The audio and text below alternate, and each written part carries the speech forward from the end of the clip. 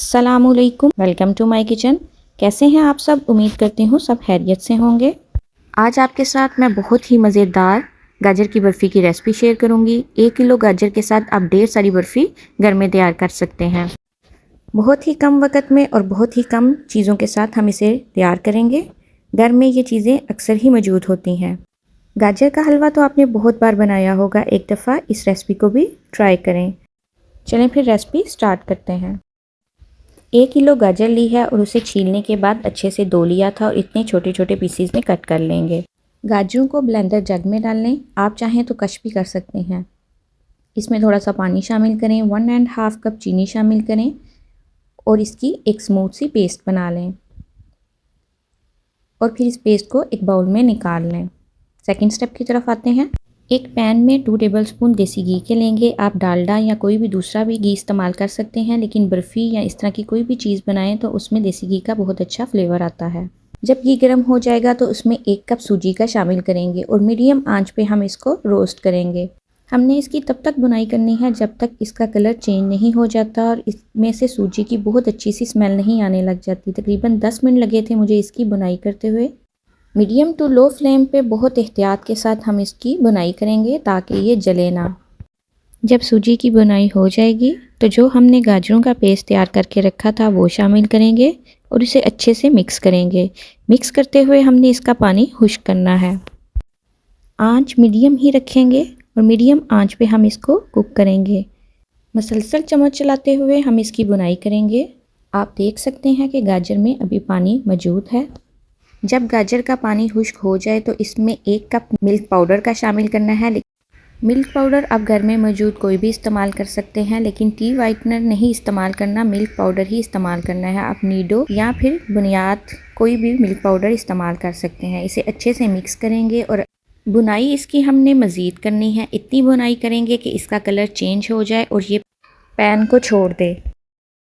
इसकी बुनाई करते हुए तकरीबन मुझे 20 से 25 मिनट लगे थे और ये देखें इसका कलर भी चेंज हो चुका है और इसने पैन को भी छोड़ दिया है।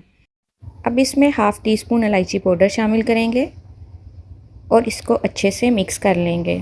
फिर इसके बाद चंद मज़ीद चीज़ें इसमें ऐड करेंगे इसको फ्लेवर को बढ़ाने के लिए। यहाँ पे मैंने थोड़ा सा खोया शामिल किए हैं और नट्स शामिल किए हैं। आप अपनी मर्ज़ी के मुताबिक जो आपको पसंद हो या घर में हो वो आप शामिल करें और इसे मज़ीद 4 से 5 मिनट बुनाई करेंगे ताकि खोया अच्छे से गाजरों के साथ मिक्स हो जाए।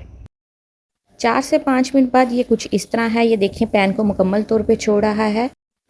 फ्लेम ऑफ कर देंगे और नेक्स्ट स्टेप की तरफ आते हैं। जिस मोल्ड या बर्तन में आपने निकालना हो उसको ऑयल से ग्रीस कर लें। यहाँ पे मैंने बटर पेपर बिछा लिया है।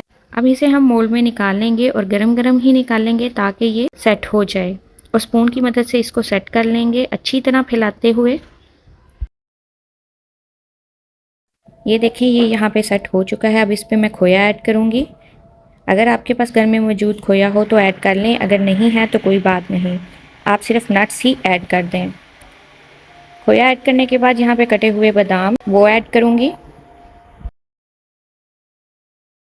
स्पून की मदद से इसको प्रेस करते जाएंगे ताकि ये इसके ऊपर अच्छे से सेट हो जाए। फिर इसको 2 घंटे के लिए कम से कम फ्रिज में रख देंगे ताकि ये अच्छे से सेट हो जाए। मेरे कहने पे आप इस रेसिपी को ज़रूर ट्राई कीजिएगा, आपकी फेवरेट रेसिपी बन जाएगी। 2 घंटे के बाद मैंने इसको मोल्ड से निकाल लिया है। अब मैं इसकी कटिंग करूँगी। बहुत आराम से इसकी कटिंग हो जाएगी। आप सुबह इसे नाश्ते में भी ले सकते हैं। बच्चों को दूध के गिलास के साथ नाश्ते में दें, एक हेल्थी ऑप्शन है। इससे गाजर के बहुत से फ़ायदे हैं। नज़र के लिए ये बहुत अच्छी है। गेस्ट के लिए भी आप इसको बना सकते हैं। आप इसको 15 दिन के लिए स्टोर भी कर सकते हैं क्योंकि आजकल मौसम है सर्दी का, तो इसलिए ये आराम से 15 दिन निकल जाएंगे।